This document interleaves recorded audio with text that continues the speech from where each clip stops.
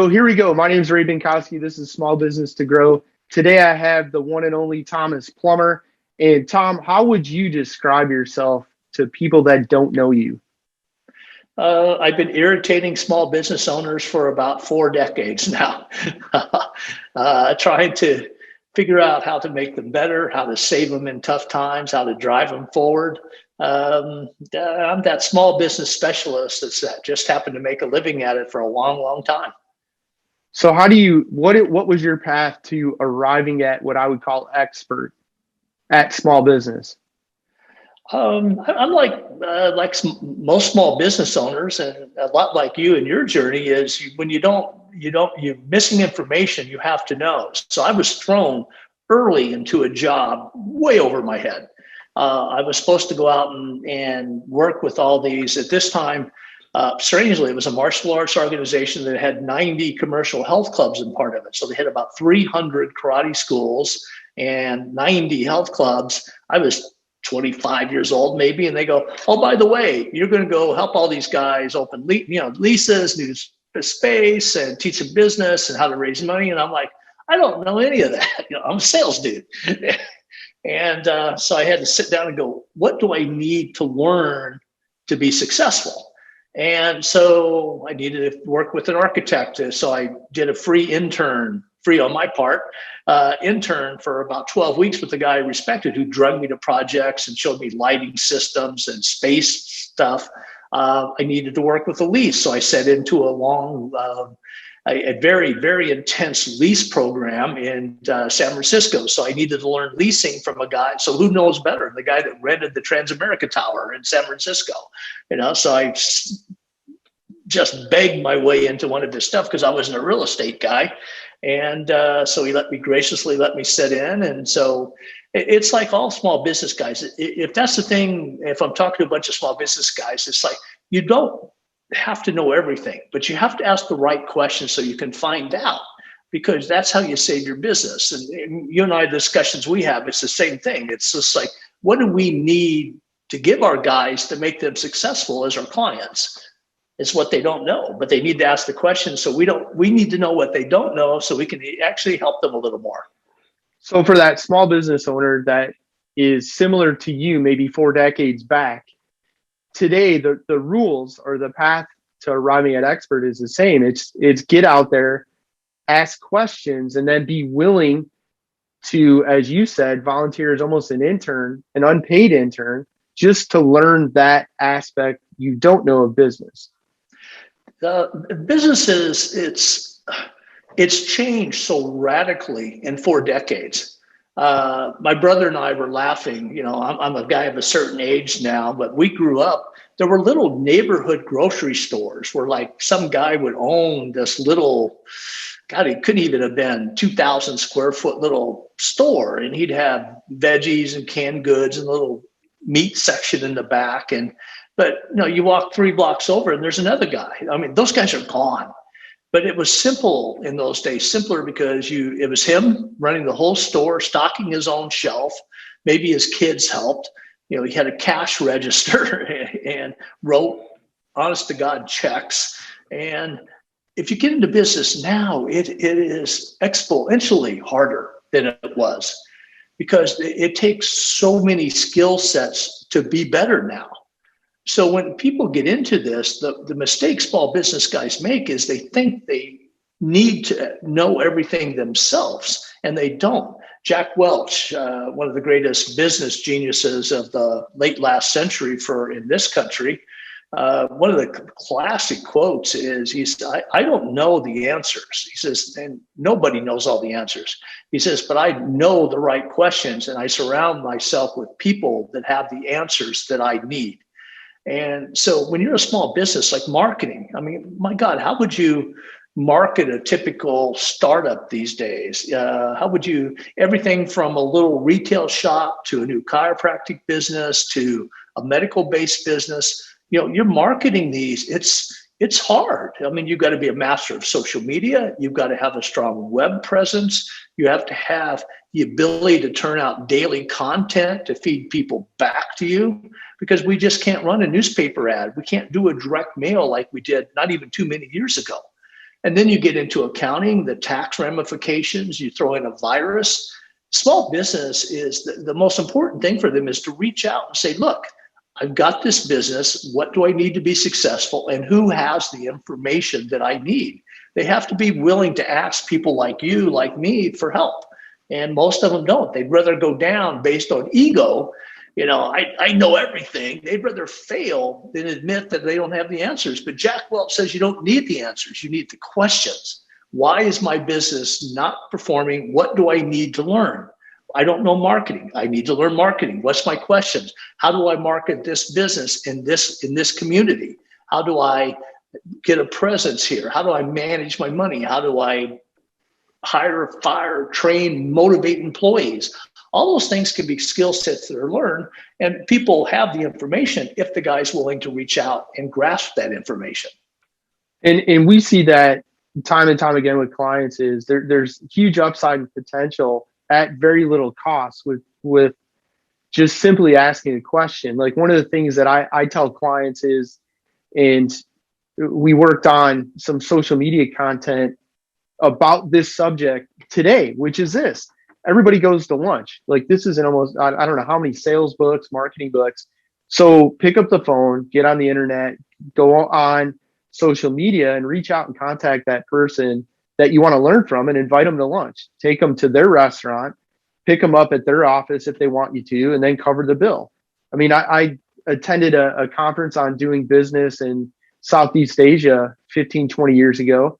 And within 2 days of the contest, or within days of the seminar conference, I had lunch with 2 of the 3 keynote speakers. And a few weeks after that, I was in Asia starting business. So sometimes you have to ask. So you're kind of echoing what we see and what other people we've done webcasts and podcasts with that are CEOs and executives. They say you got to ask, and you also need to delegate, and you can't try and do everything. No, that's kind of the pitfall of small business is you think you have to know everything and you try to manage everything and you try to do everything based on what you know, but what got you here may not be enough. That old saying, what made you good is probably not enough to make you great. At some point you outrun your own skill set.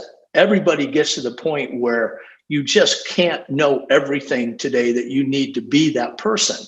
So your skill set takes you here, but most people won't let go. Okay, it got me here. I need to increase my skill set or get people that have a better skill set to go forward. The beautiful thing about you and I and being a small business coach is the rules are the same across the board. Small business is small business. Last week I worked with 2 strange calls. A gym owner, small guy called, but he's got a small guy, but a really good business. It's really growing. And we were talking about, okay, he's having a flat month. And I asked him the simplest questions all. I said, how much time did you spend yesterday chasing new clients? And he goes, I said, how many, silence, dead silence, crickets. I'm like, how much time did you spend yesterday? He goes, well, I was coaching, and all of a sudden, here's this whole litany of things he was doing, and he didn't spend. So my cure for him is spend an hour a day doing nothing but chasing leads for your client. So he did this 3 days and got 2 new clients. I'm like, duh.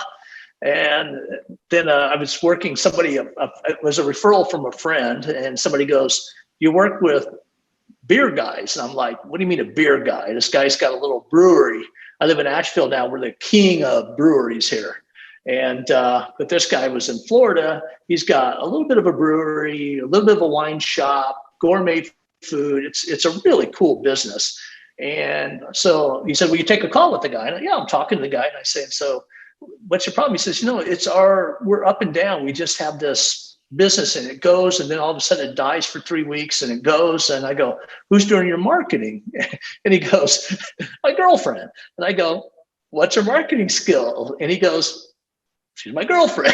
I go, so I laugh and I go, yeah, man, I can't really charge you for this call because you're not going to like anything I tell you. Is you don't have the expertise in place to grow your business because you have somebody you hired out of emotion, not because of efficiency or productivity.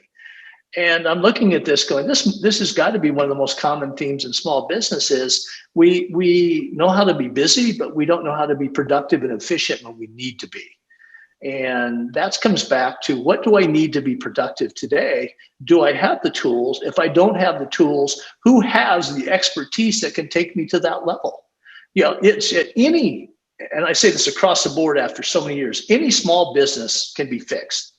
It's the owners that are so damn messed up, because most of the time, they refuse to change. You can fix the business. If I could grab the owner, rip him out of the business, set him over here, fix the business, grab him, put him back in, but you have to fix it with him in place. And if he doesn't want to be fixed, no matter what happens, it doesn't work. I was doing an interview just yesterday with a guy named, most of the guys in your small business role will know, his name's Pat Rigsby.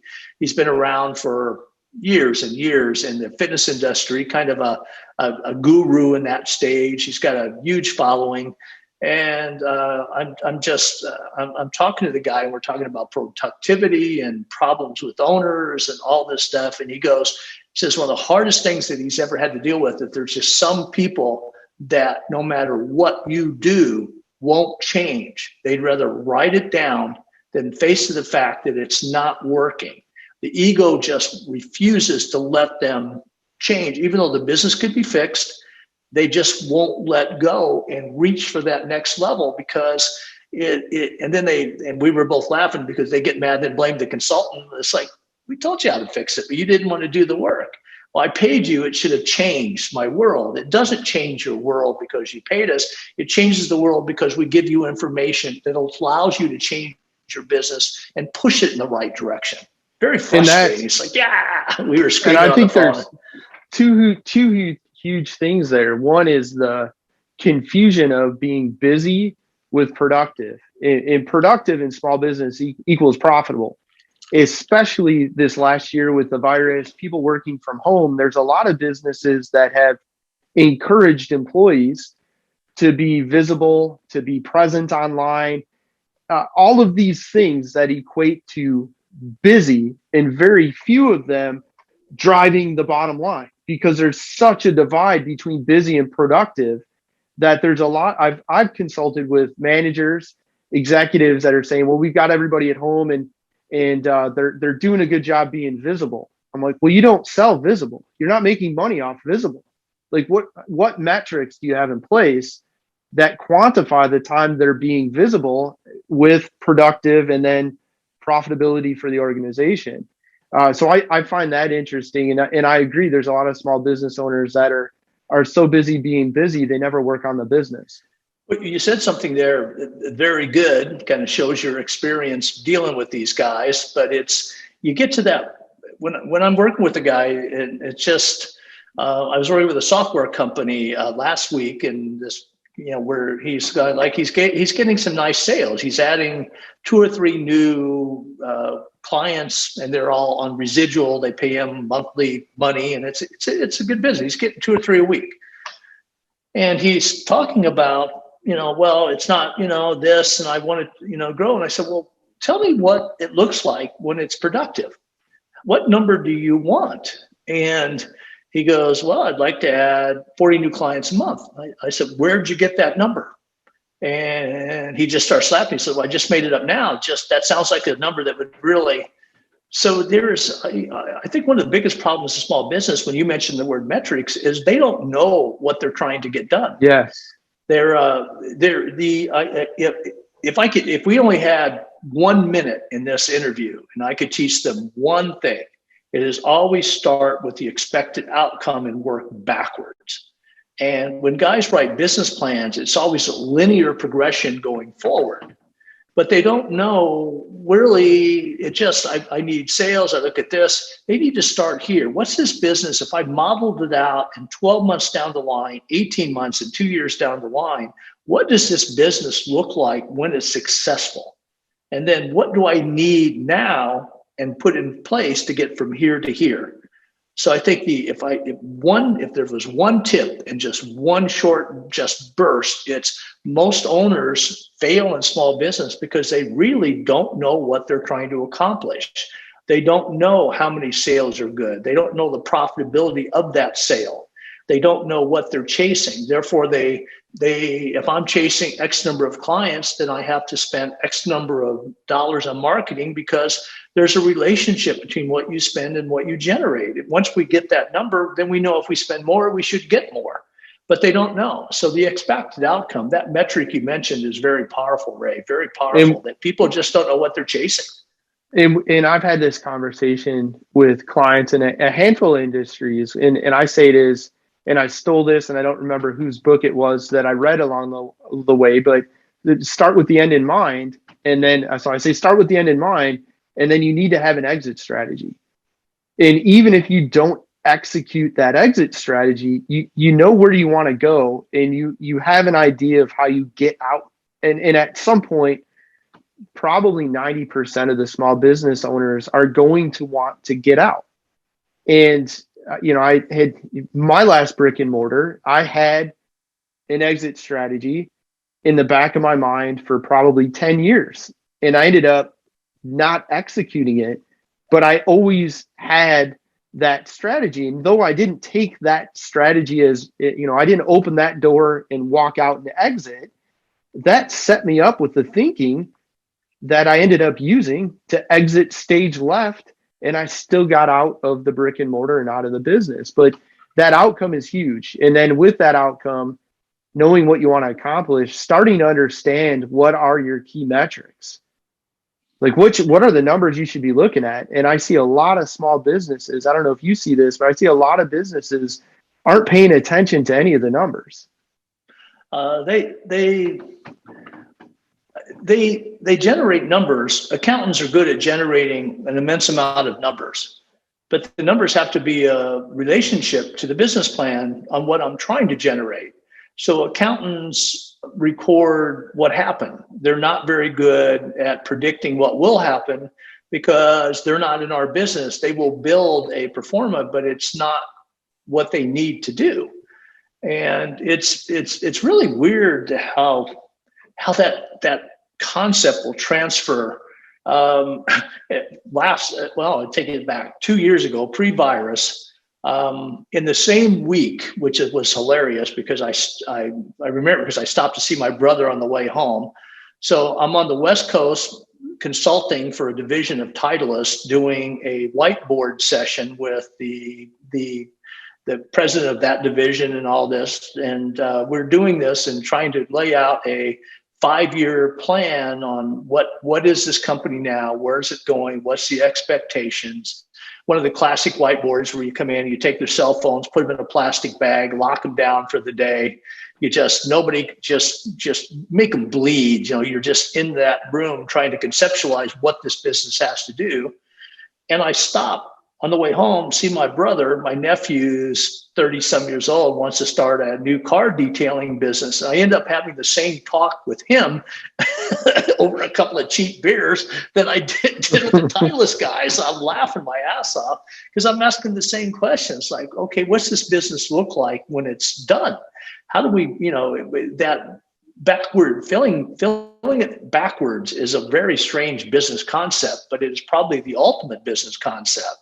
So I'm talking to my nephew and I said, how much you need? And he said, I can buy all the equipment for 30 grand, including the little trailer and everything. I said, so how are you going to pay that back? And he goes, what do you mean? I said, well, you want 30 grand? And he says, well, I want you to give me 30 grand. I said, what's in it for me? And we went into debt service. We went into profitability, what this looks like. If you build it up, can you sell it to somebody, employees? And so we ended up, I didn't have a whiteboard, but I had all kinds of legal pads stuck all over my brother's wall in his house. And we just, in the kitchen, I got stuff stuck into the wallpaper. We're laughing our ass off trying to scope this kid out, trying to get him to think of business. But I'm like, I got the same wall going here because it's the same problem you're trying to solve. You got to go forward to go backwards. If I start here and go backwards, and the metrics telling it. So when your point is when, I can get the numbers, but the numbers have to the only numbers I need to see is what numbers support this journey from here, back to here, back to here. So what are the key indicators, performance indicators that drive this business? It's going to be return per client. It's going to be cost per client. It's going to be effectiveness of this. When can I afford this type of person? How are we going to capitalize it? The same questions the small guy's got to ask himself. And when he starts that small business locally, I mean, you look at a small retail shop somewhere in northern Illinois, and a guy gets in there. This is his dream. He's going to open one of the hottest business the last couple of years have been these little kind of boutique pet stores. They're really kind of cool. They all have cute names, and you walk in, and there's one here in Nashville. We take our dogs, and they always give them little. You walk in with your dogs are just like dog heaven, and they give them snacks and come and play with them, and you're like, oh, this is really cool. So every time I go in, it costs me $100 on something I'm spending in there. But when you built that business, you start with that expectation. That person had a dream. They're risking everything in their life to open this business. And so many times they don't know what this business is going to mean in their life. They don't know how to solve their problems. They don't know how to work backwards forward. They open it always going forward, just thinking it's going to grow and I'm going to be rich and make so much money, instead of starting with a model and a vision and then backfilling to make that vision work. And they never define how much money is that they're going to make, and then how are they going to make the money. So using your Asheville pet store, how many Toms need to come in with their dog? If Tom's worth $100, is that our average ticket, our average sale for every person that comes in with their dogs? If it is, and we want to make $1,000, well, I need 10 Toms to walk in. And then every time I get 10 Toms, I make 1,000. And if my goal then at the end of the month is 10,000, I do that 10 times. And then we just keep working backwards. And I agree. A lot of times businesses, they start with that passionate idea that they've always wanted to do. They saved up some money from their career or what, maybe they inherit money, and then they get started and they end up so busy just standing there handing the treats out to the dogs, hoping Tom's going to spend $100 that they never develop the KPI, key performance indicator, that says Tom's worth $100. I need to get 10 Toms to come in because that gets me to the 1,000. I do that 10 times. There's my 10 grand. I hit my target. But what they don't ask a lot of the owners is, or how do I get Tom back 10 times? Or how do I get Tom to refer his friends? How do I get Tom to spend $150? How do I get that? Am I charging enough profitability? So I sold him $100, but what was my real profitability? And what if he spent $110 on it? So all those related questions are the ones that are not asked. They do say, I think you're right. They'll go, okay, I need 10 Toms, but so I'll market. Well, how? Well, that's the classic. They got one of these up at the register and they're hoping that you're going to pick up that ballpoint pen that is tied to a string and taped to the counter at the register.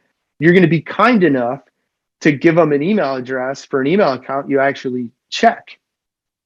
Right. And that's all they'd have to do is give me a little bag of dog treats, and look, here's a little bag of free dog treats. There's samples of everything we have. Give me your email address. I'll give you a bag of dog treats. Right. Yeah. I was like, yeah, I would probably do that. Yeah. And then they can reach back out to you and then they can say, hey, did you like the bag of treats? Which one was your favorite? Hey, that's wonderful. We have some in stock. I can set some aside.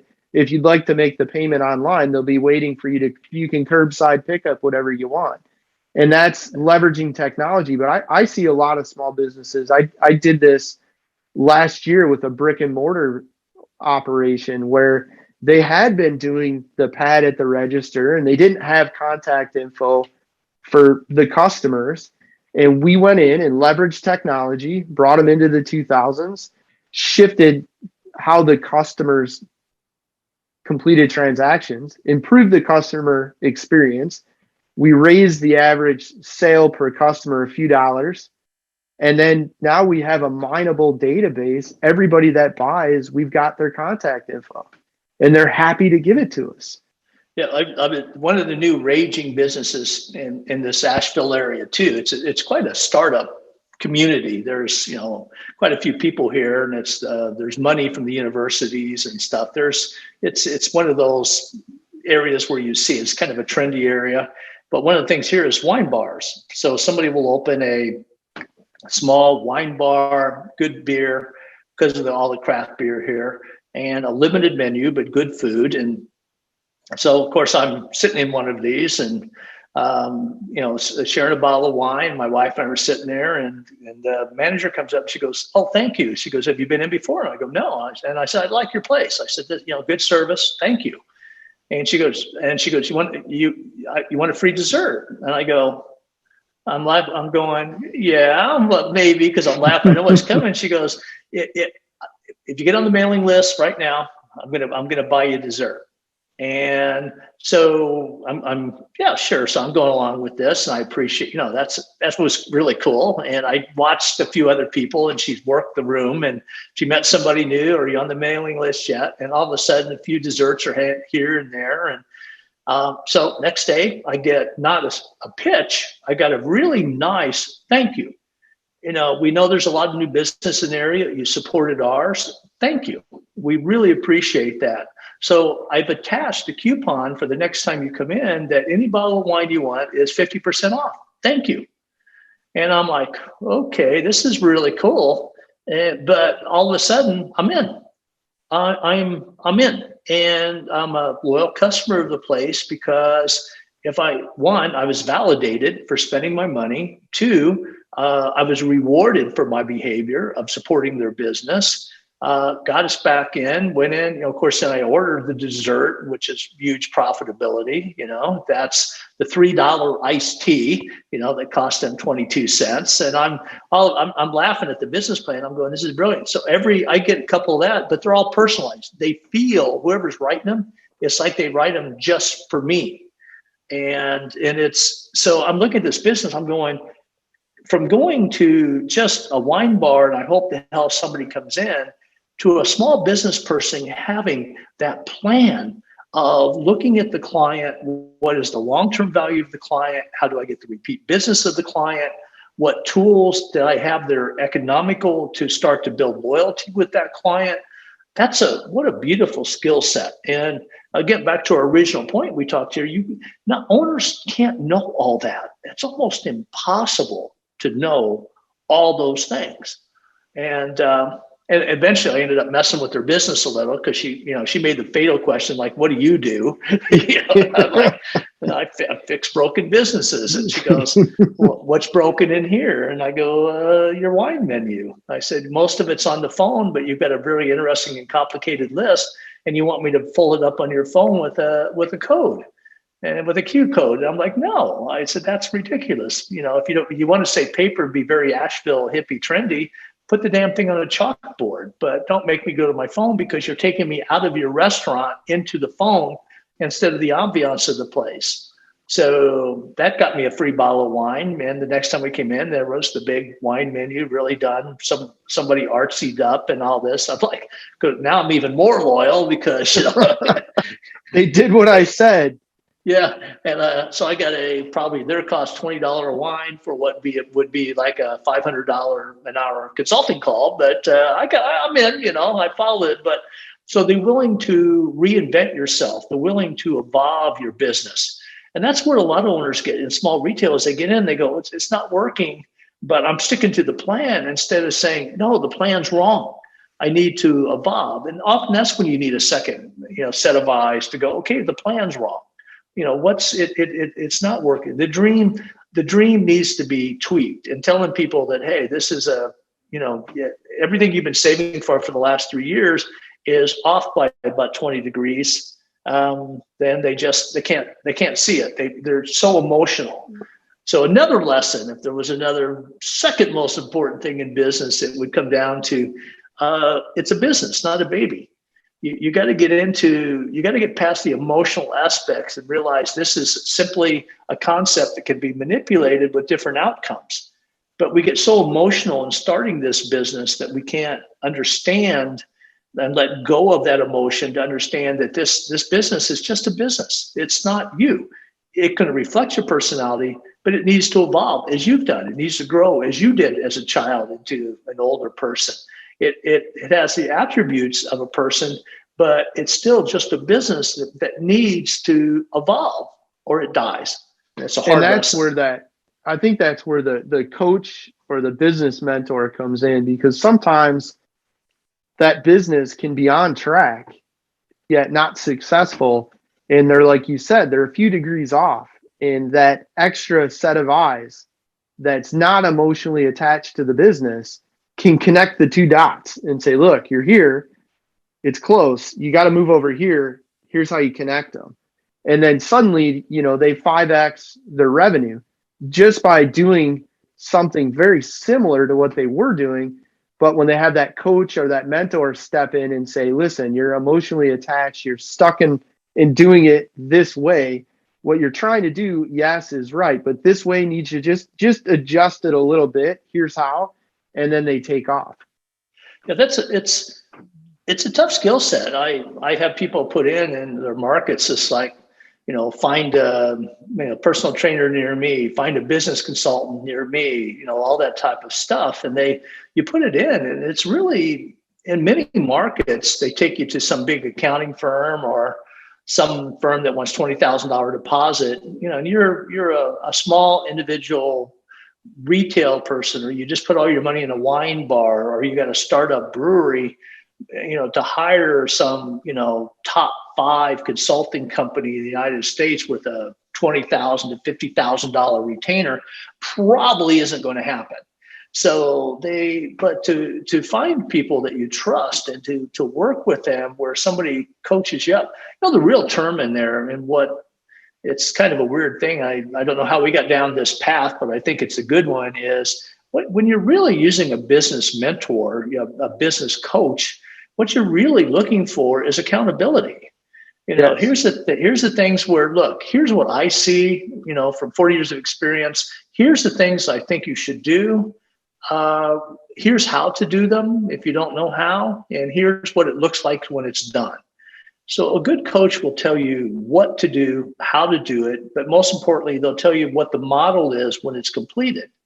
And then next week, if you work with the guy, and it's weird, I have clients when I start with them, I work with maybe once a week for 6 months. And then after that, I might talk to them once a year. It's getting through that initial phase. But what I find they need is really guidance. That's it. But also underneath that, and it took me a long time to learn, is they really want accountability. They want somebody to yell at them. They want somebody to say, did you get it done? Or knowing that they're going to call me next week, it motivates them to get done. And also, I think the bigger picture, it focuses them on the right things to do, because being busy is busy. Being effective is being able to prioritize what is going to make you money versus cleaning the toilet. Cleaning the toilet has to be done in your little restaurant. Of course it does.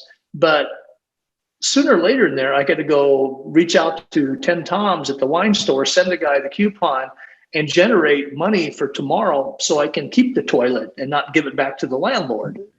I was working with a client one time, probably like 15 years ago, and I had said he had asked what I was doing that evening or whatever, and I had mentioned taking care of my lawn, and he looked at me and he goes, "What?" And I'm like, "Yeah, I'm gonna mow my lawn." He's like, "What are you doing that for?" I'm like, "Because it's long." He's like, "Why don't you have someone that does that?" I'm like, "What are you talking about?" And he's like, "How much do I pay you an hour?" And then I was like, "Oh yeah, you're right. I probably shouldn't be mowing my lawn." And that in a lot of businesses, granted that, my lawn wasn't my business, but that being said, a lot of times business owners are, and I was very guilty of this as well. I had at any given time 12, 14 employees in our brick and mortar, and as many as 4 interns on some summer times. And there were things I just shouldn't be doing because there were other people that could. And then there were many things as the business owner, I was the only one that could do. And the only one that can do items drive the bottom line. And that goes back to busy versus productive. And in business, you need to be productively generating revenue and improving your profitability. It's business. The goal is to make more money. Yeah, there's a funny term for that called building bookcases. I just weirdly, part of this is I've gotten stable of clients through the years. I have a lot of guys that want to write books, and so I help them kind of guide them through their book processes. And but the term is building bookcases. And I was like, okay, here's your assignment. You're going to finish this book in 10 weeks. You're going to write 5 pages to 10 pages a day. You're going to do it in your underwear, drinking tea at 4 in the morning before the kids get up. This is we're going to make time for this. And then they call, and I laugh because you're building bookcases. You're building a bookcase, meaning you're so busy thinking like a writer, reading about writing. You're so busy, trying to edit something or reading something else you shouldn't do that you're doing so you're building bookcase. I mean, you're building a bookcase for a book you haven't written yet. And it's like, write the damn book. We'll figure out where to put it later. So that means, just write, just simply write. Well, in business, it's the same thing. Simply do the business. Yes, I have to clean the toilet, and that's probably going to happen at 10 o'clock tonight after I close the business, or it's going to happen. But when I equate being busy with efficiency is when I lose it. But again, back to the big theme is it's just people don't know what they don't know, but we expect them because they're in business to know everything. Or worse yet, we just have our accountant run our business and or our attorney because they're people we trust, they're models. But again, you can't live without an accountant in business. But accountants have no business running your business. They're accountants. They record other people's dust as you fly down the track in your race car. They're there to record your dust, not to tell you how to run the business. But a lot of times guys default because they don't know what to do. So they ask the wrong people on how to save it. And you need somebody that's had their ass kicked. You need somebody that's been in business, that's coached them up. If you're gonna try to save your business, you need somebody that's been there, done that, and knows how to save a business. And that too is there's a time and place where if you're making $500 an hour, it probably doesn't make sense if you're the only one in the organization that can do that, assuming you have staff and employees to be cleaning the toilet. Now, as the owner, it's your ship, and if the toilet needs to be cleaned, it's got to get done. But that's okay to delegate. But I've seen exactly what you're describing. Owners kind of turn over operations to the accountant or somebody else that, sure, they run an accounting firm and they understand how to run an accounting business, but they know nothing about the nuances of that person's small business. I mean, the person that knows the business, hopefully, is the business owner.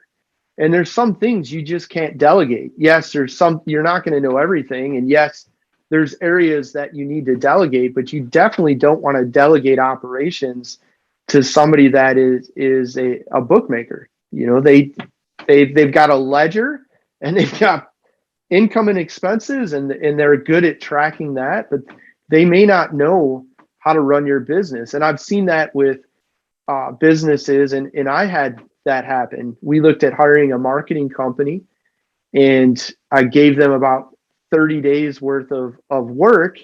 And at the end of 30 days, I said, you guys don't understand our business at all. Like your copy makes no sense because you don't understand the industry. Where you're suggesting or where you bought ads doesn't work for our customers because you don't understand the demographics of our customer. And that very clearly was something that we had to keep in-house. That was yes, we can delegate. Here's the ad copy. Don't mess with it. Do the graphic art for the image that pairs with it. That made sense. But we couldn't give them, here, make the ad, because they didn't understand the business. Yeah, that brings up a very interesting second part of that is I have a friend, and we do some business projects together once in a while. He was the vice president of marketing for a $500 million a year company. He left and became the VP of marketing for about a $230 million a year company. And then he just kind of went out to do his own thing. And he called me, and I hear people in the background kind of yelling and stuff. I said, where the hell are you? He says, I'm in a marketing seminar in San Diego. And I go, why? And he goes, it's some young social influencer talking about the power of Instagram and YouTube. And it's a whole conference. And he goes, he was 52 at the time. He says, I am by far double the age of everybody in this room. But here's a picture of him, the selfie sitting in the front row, with all these And he goes, it's the future of marketing is how to tap this potential. So he was in a 3-day workshop with on all this stuff. And he says, I know the tools, he says, but it's their thought process on how to use those tools. So back to your point is when an owner looks at those things, they have to absorb enough information that they can guide their own outcome instead of defaulting to somebody. So the best clients I've ever had is, okay, they'll ask, okay, here's what I see in your business, do this, here's what it models out, here's what it's going to look. And they go, okay, so teach me. And it's like, okay, so what do I need to know to be able to see that in my own business? I'm going, read this book, go to this workshop, think about this, keep a journal. And we talk because the best people, they want to gather that information so they can ask better questions later. So they'll do this. My friend, next time he's consulting for a big group and somebody mentions social influencer, and the guy just got 3 days of education. Is he going to be able to a master social influencer? I guarantee you this, he's the brightest guy in any room he's going to be in for a long time on social influencers because he spent the time and he stalked them at the cocktail parties and he just jumped in at some lunch and he's that type of guy that he's in the group. He's going to learn. Not to master it, but to guide his education toward being able to see that part of the business as somebody who has enough knowledge to say, what do I need to do here? How do I do it? Who do I hire? Because he has enough information now to ask the right questions.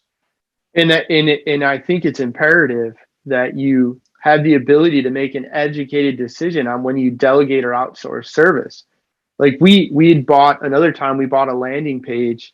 And at the time, it was stupid money, $1,200 or $1,500 for a one-page landing page, and it sucked.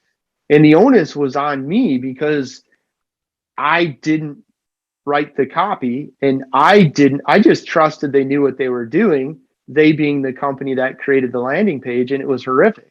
I mean, we ran it for a few days, and then I took it down, and I just wrote an entirely new one, which I had the ability to do, the copy made sense for our market, our demographics of our customer, and all of those things. But if you don't have enough education, you'll spend the money. And if I didn't know better, I would have just kept running that landing page that didn't pull and didn't generate leads and didn't bring in business. Yeah. The next phase, you're taking me down another path here. The next phase, I think if I can get that guy to get to that point, and we have some parameters we're chasing in business, and the guy's seeing the business, he's seeing it, and all of a sudden it starts to make some money. And then at that point that's when the owner that's the second phase where you kind of lose control of that business. And there becomes a certain point where you just go, I'm there. And now I don't need to change. Everything I'm doing is perfect. Nobody challenge what I'm doing. I was in a business and had some folks with me and buying dinner for a group of maybe 8 people. And it was a nice restaurant. It was a local, but a really nice one in the town we were doing the workshop in.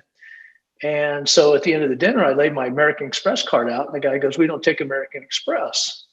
And I go, "Man, it's 2020, 2019, don't you?" And the guy looks at me and I go, "Well, no, manager. So take me to the manager."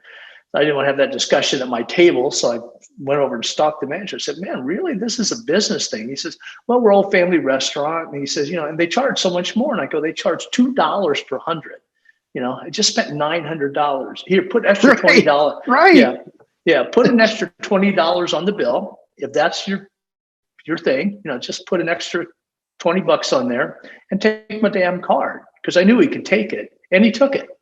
And the guy charged me an extra $20 processing fee to be able to take that card because he was worried about the $2. And I went to the workshop the next day and I said, "Look, there's a restaurant. I'm telling everybody in the room, never set foot in that restaurant." Right. I was so pissed, you lose control of your business because you're not willing to see your business as other people see it. We see it as we visualize our business often is perfect, but we don't see it, and we're not willing to sacrifice our ego to see it as the consumer sees it. How does the consumer see what I do? How do they visualize me professionally? How do they visualize my follow-up? How do they visualize the service of my team? If it's a restaurant, what was not the beer in the brewery, how do they experience the beer? What was the experience wrapped around the beer?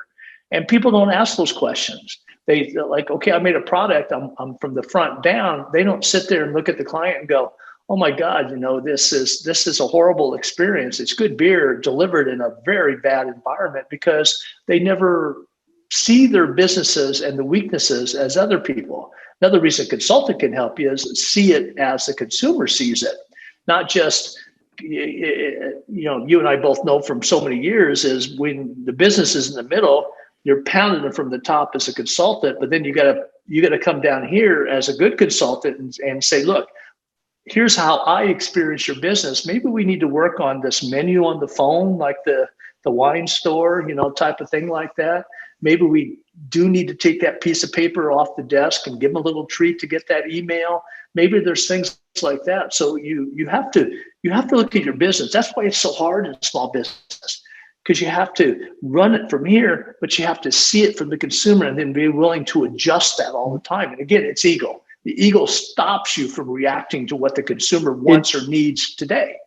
We participated in a meeting with a couple of doctors, and I was brought in to provide some consulting. And I said, well, one of the first things that you as doctors, as allied health professionals, and we can go from the person answering the telephone at the reception desk that does the billing, like you have to step out of the medical professional side and you have to step into the side of your customer, which is a patient.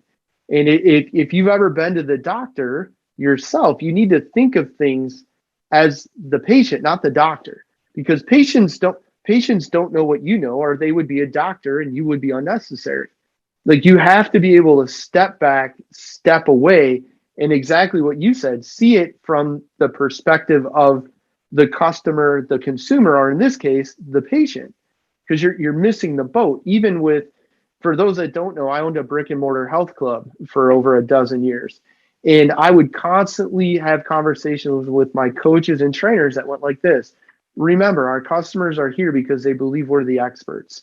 And as such, they are not the expert, which means what we know, they don't know. And we have to be really careful not to fall into the trap of thinking they know everything we know.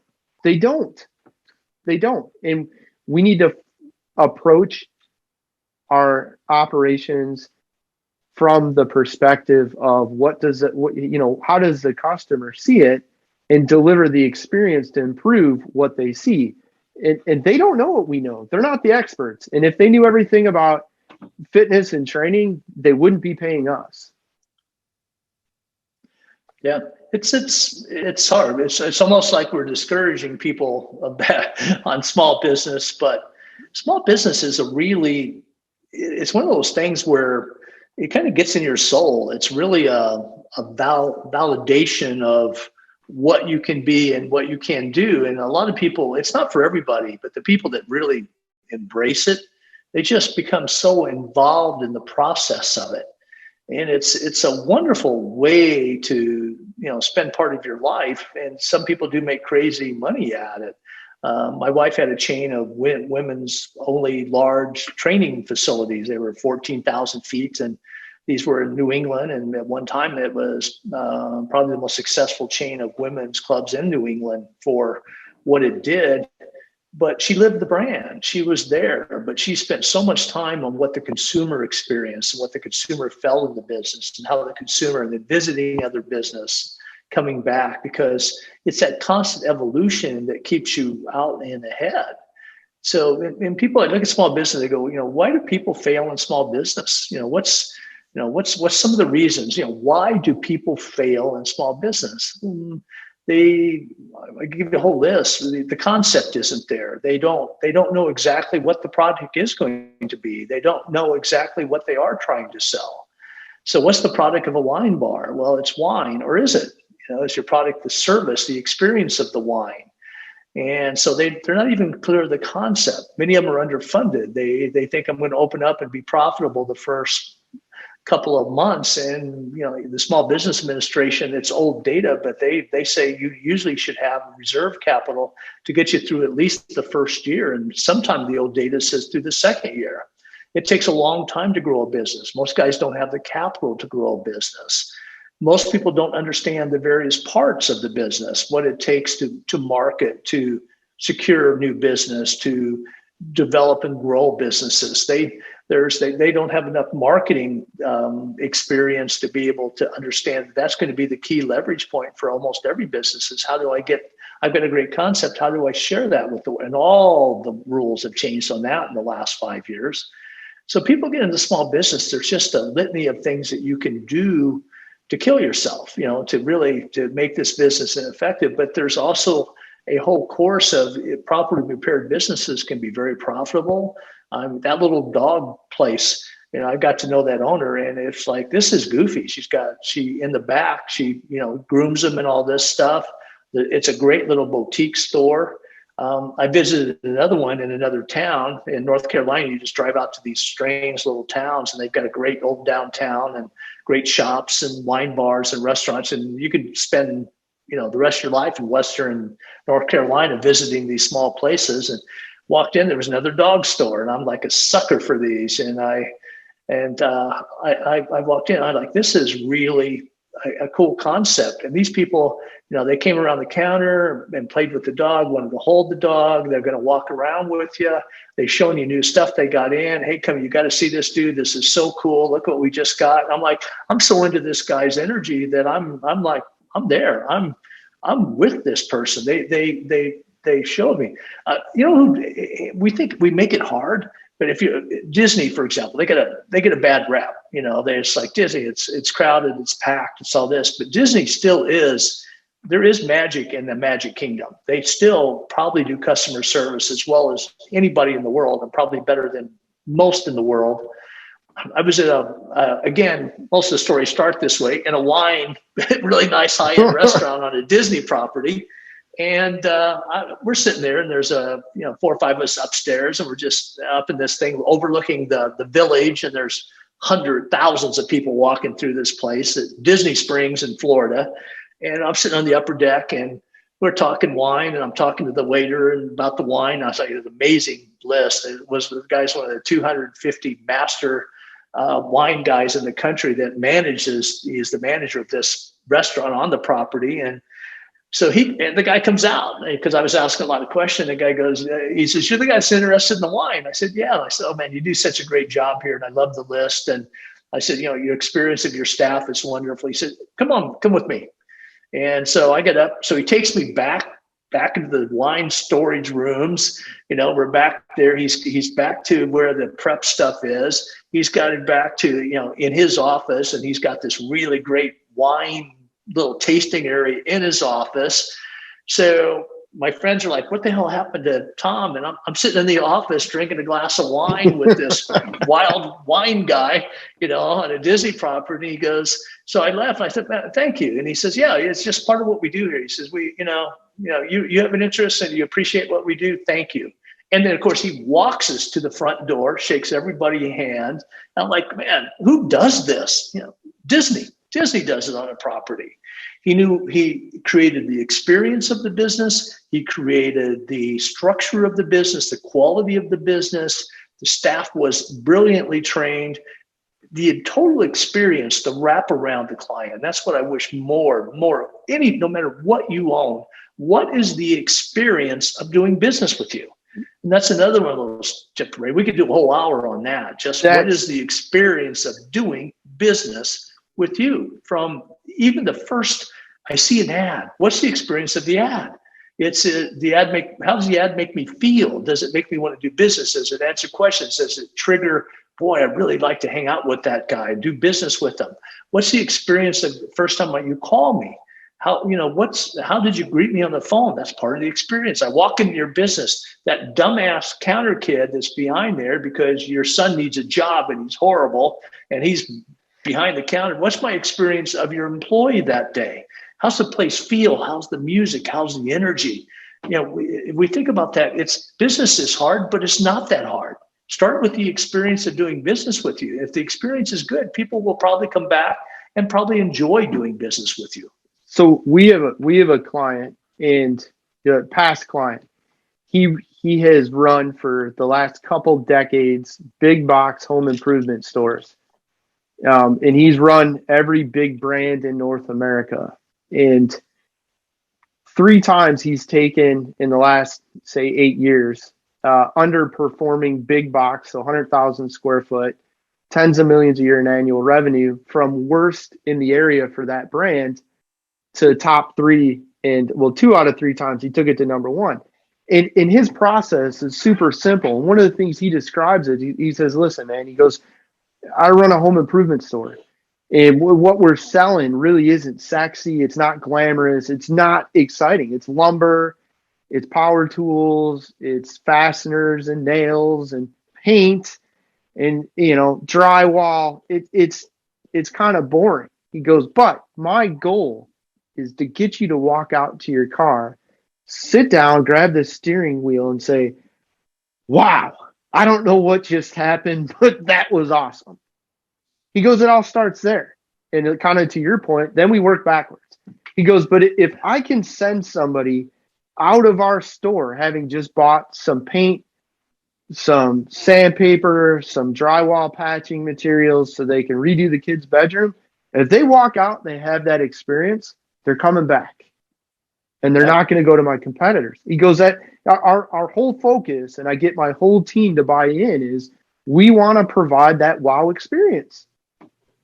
And that's in Thom, when you look at that, so many businesses that we talk to, they want to look at, how do I get more customers? How do I get more leads? And really, there's an opportunity to just take care of the people that already do business with you. The story you just shared about Disney can't buy that level of marketing. They gave you a good experience, and everybody in your dinner party has probably shared that story.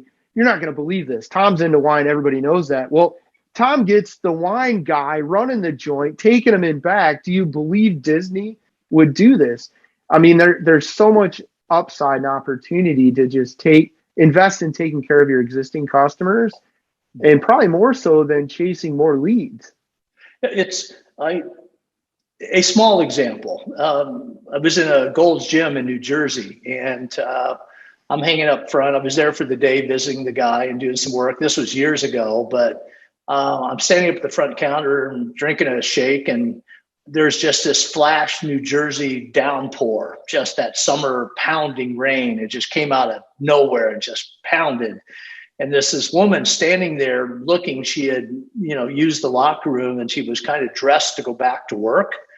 And she's just looking out the window. It's like, you could see she's frustrated. And it's like, oh my God, this is not, I got to get back to work. And this kid behind the counter, nobody prompted him. Just, he runs up to her, he says, he says, I got this. And to her, and he runs back and he goes in the junk room, storeroom, comes out with somebody beat up old golf umbrella that was in Lost and Found, runs out, steps out into the rain, puts up the umbrella, grabs her, walks her to the car, makes sure she gets in there. And the look on her face was that, oh my God, that was so cool. And so he comes back in, he just, puts the umbrella away, and he's back at the counter. And I'm, like who taught him that? Somebody, parents, but the owner of that business, this is that he just made a client for life out of her. You'd have to really screw up your business plan. No, another weird story, man. I got to go in with another weird story. It just triggered one. I'm in a club in Louisiana, big old massive old health club thing. It's like 60, 70,000 square feet. And I'm sitting up in the front counter talking to the owner. We're watching people checking it out. We're trying to look at the check-in procedures. And the maintenance kid walks up, and he was, just a maintenance guy's, been around, but he's just that hardworking guy in the gym, but he's been a maintenance guy his whole life, clean the toilets, mop the floors, that type of guy. He walks up and he's got this Rolex presidential ladies watch, probably back in that day, $25,000, $30,000 watch. And he goes to the owner. He says, "Hey, Mike, I found this on the floor." He says, "You might want to lock this up. I think this is really valuable." And I'm looking at this guy going, "Man, that's your salary, dude, for a year. Why did, and all of a sudden it wasn't, too much longer. And who's going to run in the door?" And she just pops in the door and she goes, "My God, my watch," and she run just right onto the floor because she knows where she left it. And so my guy runs over and gets her and says, "No, it's, Joey turned it in." And I'm looking at Joey going, man, I mean, somebody that's broke, that's got a menial labor job, that just, you better take this, Mike. I know it's expensive. He knew what he had. That's a year's salary maybe for him back in the day to be able to do that. But again, service, legendary touch. But you can manage that. You can manage that experience by the right person, by telling a story like that to the rest of the staff. By, the kid with the umbrella should be celebrated because he did the business from the customer's viewpoint. I can't say it enough, man. But if you're starting with your business, what's the experience of doing business with you, even down to the detail stuff? It's got to get down to even that level where, how cool are your iced tea glasses in a restaurant? How cold is the beer? What's the atmosphere when I'm sitting there chasing this beer that you've spent 5 years and all your family's money to create a little brewery, and now you do it because now it's a crap show because you don't think about the experience of delivering the beer to me as a consumer? Man, it's just not that hard sometimes. What's the experience of your business? And what are you really selling, right? So 20 years ago, I'm a young sales executive, and I sold to Polaris. So the watercraft, the four-wheeler, then they had just launched the Victory motorcycle brand. And I'm sitting in a large meeting, and the CEO of Polaris, I believe his name was Thom. He was at the time celebrated for being one of the youngest CEOs of an organization that size. He comes out and he says, here's what Polaris sells. We sell an escape. And I'm sitting there and I'm like, no, I sell you the compound that my company molds into the hull for the bottom of the 3-person personal watercraft jet ski. And this guy comes out, fully, completely understands what his customers are buying. And he says it. We sell an escape. And that's it. They don't sell motorcycles or four-wheelers or watercraft. They sell an escape. And that's the brewmaster understanding, look, man, you're not putting a pint in your customer's hands. Yes, that's part of it, but they're here for the experience. That includes the craft brew. It includes, is the pint glass frosted? What are they sitting on? Is there music playing? Is it too loud? Yeah, all of that stuff. And the business owners, when one of the youngest CEOs of an organization that size comes out and says that, the business owners that are successful, they get it. And they understand they're selling the experience. And that's to be capitalized on. That umbrella example is huge. Like that lady, her concern was, I'm in my work clothes. I got to get back to work at a certain time, and it's downpouring, and I don't want to get soaked. And I still have to get back to work. Well, that kid solved her problem, and like you said, made a long-term employee. But it's understanding what, from the customer perspective, what experience do they really want and need. I don't understand in many ways why that's so rare. You've been out with me on the road sometimes, and my affinity for Capital Grills because of the consistency, and I travel so much that it's like that home away from home when I'm on the road. You probably can't read this, but this is a business card for a waiter at Capital Grill downtown Chicago, and I asked for it because I said, Paul, you are one of the best wait staff I've ever had. Yeah, right off Michigan Ave, the one right down. Yes. I know. Yeah.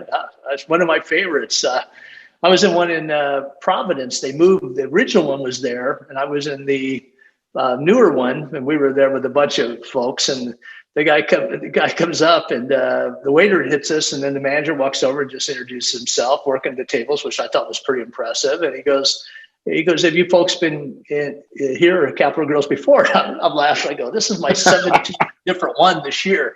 And he says, I said, in fact, I've been in this one probably 5 or 6 times this year, but I've been in 17 different Capital Grills. And he goes, so he's laughing. He says, well, tell me the story. And I said, it's anytime I take guests out, I know my guests are going to walk out of there smiling. I go to St. Louis. I take my brother and my family out there, and I take him to Capital Grill because I know he's going to be impressed. He's going to love the experience. He's not that type of guy that will spend that money on himself, but when he goes, he just gets it. He loves it. It's a consistent experience. But how do you do that across the board? And somebody in there is starting with that. Again, I'm going to say it too many times in this talk, but what's the experience of your business? And I was talking to that manager, and he was just laughing because I'm talking to all the ones I've been in. And he goes, I've only been to like 10, So I've been the guy running this. I've been in more than he's been in, and it's just. And I said I was in the old one down, your original one, and he was like, I've never even was in that one. And I was telling old stories about that restaurant, and he ended up, he was very pleasant and stuff. And again, we had 8 or 9 people going to spend a whole lot of money. It was a business meeting, and we had a couple of other guys that were kind of vendors that were picking up the bill, but the bill was going to be really substantial. Guy walks over later, just says, we're breaking up. He goes, he says, I see your party's breaking up. He says, I know you're here with some, just your friend here. He says, if you guys want to stay and linger a little at the bar, he says, let me buy you a bottle of wine. And so we said goodbye to everybody. And me and the person I was traveling with, we walked up and sat at the bar and had a bottle of wine. And the guy came over behind the bar and was just talking and stuff. He says, thank you. He says, thanks for the support, bringing your people in again this time. And I'm like, we spent probably $4,000 there, but, so he gave us $100 bottle of wine. It probably cost him $40. But here I am telling the story 3 years later because I'm so loyal to the brand, because I've never had a bad experience in the place, because they control the experience of their business. It's not the food. That's what everybody gets caught up in. I make a good beer, therefore everybody's going to come me. No, it's not the beer. It's not the food at the Capitol Grill. There's a lot of good steakhouses, especially in Chicago, especially in markets like that. But it's the experience wrapped around the food. Even in an accounting firm, it's not the accounting that sets you apart. It's the experience of doing business with you in that accounting.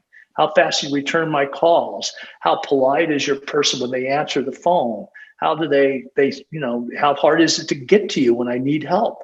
There's 100 things that when a business is failing, always go back to this. How does the consumer experience me? How does the consumer see me? How easy or hard is it to do business with me? And what am I really selling? You're not selling the beer. You're not selling the steak. You're selling the experience wrapped around those. Hard lessons. I wish more people would think of that. And it's huge. And it's a big enough deal that I asked for that guy's card, and we've been there 4 times since I got his card. So 4 times since April. And it was all because of the over-the-top, March of this year. All because of the over-the-top experience that one individual made happen. And, in your case, kind of drive the point home of understanding what your customers want. Thom understands what he's going to get at Capitol Grill. So Thom's willing to bring business associates there because you know what you're going to be able to give them, which is the wow. And if they're people doing business with you, you better deliver the wow. And you already know Capitol Grill is going to come through and allow you to deliver the wow. So you're their customer because of the wow. And then you are in turn delivering the wow to your customers. And yeah, the steak, the tuna tartare appetizer, that might play a role. But at the end of the day, it's how everything's put together for the experience. And every business under the sun has that. I talked to a business owner yesterday. They do, let's say, 8-10 million a year in annual revenue, 50 or 60 employees. So decent size business. And they had said you have to you need to not compromise on the experience you deliver your customers, or they're not going to come back. You have to be able to put that out there, and you have to do it consistently. It's amazing how many businesses think they're immune to that their businesses are beyond it. Car dealerships drive me crazy because the experience of buying a car, I'd rather have 2 root canals and a lobotomy and a hernia replacement all at the same time versus buying a typical car. Yet I bought one a couple years ago, and about a year and a half ago now. I bought it in the pandemic, so 2020. But I'm buying this thing, and I bought it in Cocoa Beach. And the experience of this was how I was greeted, the follow up. I'd have the same type of vehicle and was going back. The person that serviced my truck was, I'm looking up, there's 3 or 4 people checking them all in. Yeah, they're a big dealership and they were busy. So one time I got my car serviced there, and I was driving. I wasn't even home. I was driving home. She goes, "How's it running?" Called me. "How's it running?" And I go, "Really well." She goes, "I just want to check on you." She goes, I know we did this and this to your car. She goes, "I want to make sure that if it's, it's running there good. If you got any questions, just call me. I'll take care of it." And I'm like, well, that's cool. And so, of course, I needed a new truck, went back and I was telling her, I'm going to get a trade. So she goes, "Let me walk you over." Walked me over, introduced me to the sales manager. Sales manager took care of me. Ended up with him drinking a bottle of wine in his office because we had so much in common. We were laughing, 2 guys of a certain age, and we were laughing about stuff. And he was a real wine freak, so I bought him a bottle, and we ended up drinking in his office. But he's telling me all about the car dealership business and stuff. But here's a company an industry that has such a bad reputation that transcend it. So most car dealerships think, okay, the car speaks for the business. But they don't understand that it's such a miserable experience to buy the car. How bad did I have to take a beating to drink this really good beer in this brewery? How hard? Yeah, it's just good. I'm being redundant with it, but I just keep going back to, if I look from outside as an owner, which is hard because the emotional ability of it, and look within it. Again, you said it very well a minute ago. Is I don't understand the product. It's not the car experience of buying it, not the beer in the brewery.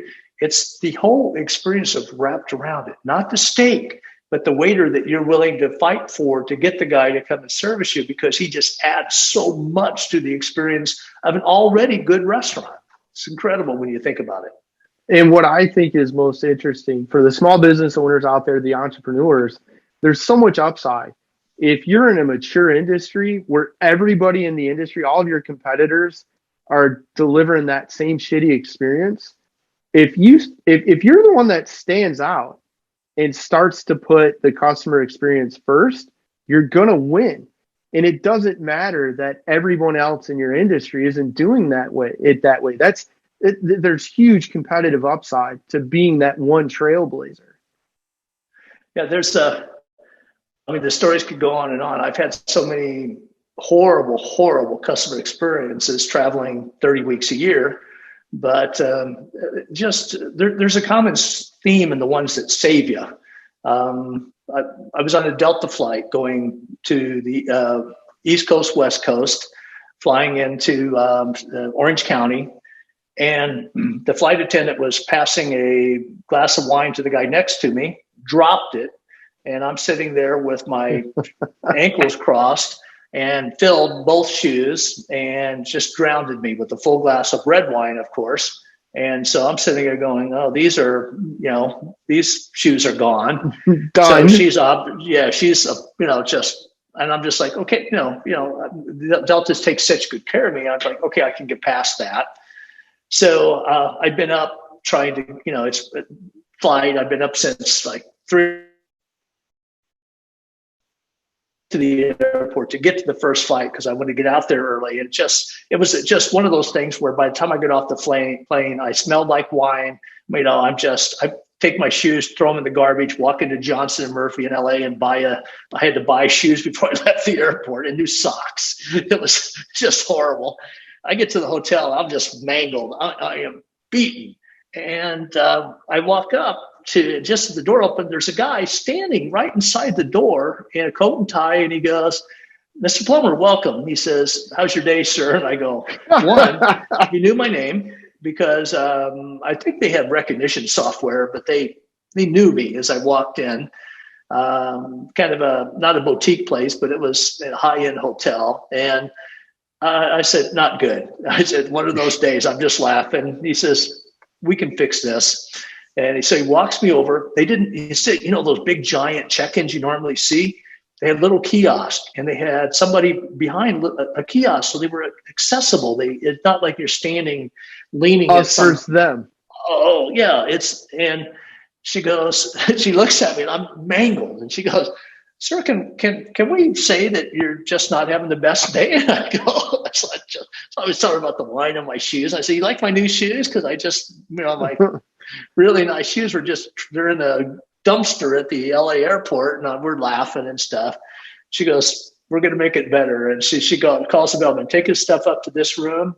She walks me over, reaches in, hits the button, comes up, and she goes, oh, by the way, she goes like this. She hands me a certificate. She goes, dinner's on us tonight. Just stop by the restaurant. We'll take care of anything you want. She goes, we're going to make this day better. So I get up to the room. I'm there about 5 minutes, knock on the door. The guy in a coat and tie comes up and he says, I just wanted to check on you. I was like, it's all good. He goes, good. And so, but this is a pretty decent sized hotel, but look at the level of service versus trying to check into a damn Marriott, and where you take the beating. It's somebody thought about how the customer needs to interact with that and built the business around that concept. Do they rent rooms? Yeah, they do. Is that their product? No, the product is, we're going to be the best part of your day every day in this hotel. That's their product. They truly want that client to feel so comfortable in that business. So I like this topic. We could go on with this forever, but it's amazing when people get it right. Yeah, it's amazing when people get it right, and how many people don't even think about it. That's the weirdness in small business, is most people don't even that never enters their head on what the consumer experiences with your business. It never even touches their soul, and yet that's probably the most important place to start. In my Capital Grill experience was phenomenal, and I'd asked for the card, but I've got the notes to do a compare and contrast, because that same trip downtown Chicago, I stayed in a hotel, and I won't mention the name. It's a high-end hotel on the Mag Mile, and they said, because of COVID, our kitchen's closed, the bar is closed, we got finger food, whatever. I'm like, great, whatever. So I get checked in, I want to get some finger food, so I call and I'm like, where's the menu? They're like, oh, the menu's on the TV because of COVID. So I turn the TV on, I go to the menu channel. The menu channel says the menu's on the desk. So I go over to the desk, and there's a little sticker that says menu's on the TV. So here we go. So then I'm like, to hell with it. I call down, I get the front desk. I'm like, I want to order some food. And they're like, okay. And I'm like, yeah, the menu says, you guys said it's on TV. TV says it's on the desk. The desk says it's on TV. It's nowhere. So just finger food. What can I order? They're like, oh, well, we're all out of the finger food. That's okay. Well, can I, go? Okay, thank you. It's like, well, what? I get the kitchen's closed. I get the finger food, but you can't tell people you have this and then you don't have it because you're out. And you certainly can't have this circular thing for the menu that doesn't exist. Well, you can't. It's a little thing. Because they did. Because they're like the car dealership where I'm bulletproof because I'm on the Miracle Mile, because I'm a brand name hotel.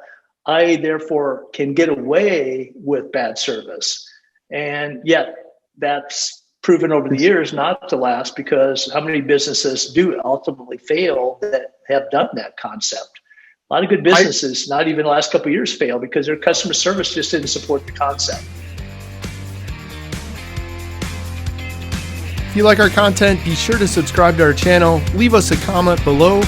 Also, be sure to check us out on your favorite podcast provider. See the links in the description below.